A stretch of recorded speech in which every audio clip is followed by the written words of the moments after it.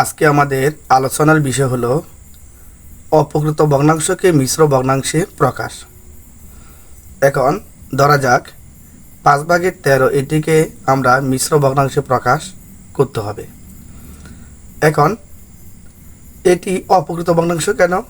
কারণ আমরা অপকৃত ভগ্নাংশ জানি যে ভগ্নাংশের লব হরের চেয়ে বড়, অর্থাৎ এখানে লব বড় হর ছোট, এই জন্য এটি একটি অপকৃত ভগ্নাংশ।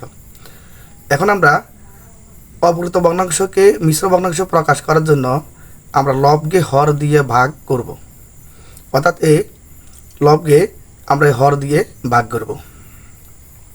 এখানে লব 13 অর্থাৎ উপরের সংখ্যাটি, আর হর 5 অর্থাৎ নিচের সংখ্যাটি। এখন আমরা 5 দিয়ে 13কে যদি ভাগ করি তাহলে 5 13-এর মধ্যে 2 বার যায়, অর্থাৎ 5 দুগুণে 10। এখন 13 থেকে 10 যদি বিয়োগ করি তাহলে আসে 3, অর্থাৎ ভাগশেষ 3।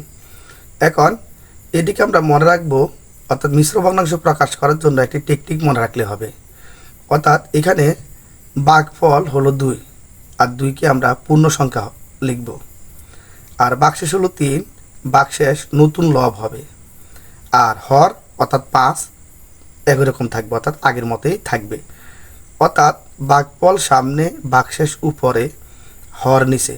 এই কথাটি যদি মনে রাখি তাহলে আমরা সহজে লিখতে পারবো।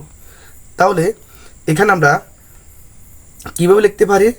অর্থাৎ এটি অপকৃত ভগ্নাংশ 5/13। এটি কিন্তু আমরা যদি মিশ্র ভগ্নাংশে নিই তাহলে আগে বলেছি ভাগশেষ 2 হবে সামনে, অর্থাৎ পূর্ণ সংখ্যার জায়গায়, আর হর 5 অর্থাৎ ঠিক থাকবে, আর ভাগশেষ 3 তা উপরে অর্থাৎ লবের জায়গায় হবে।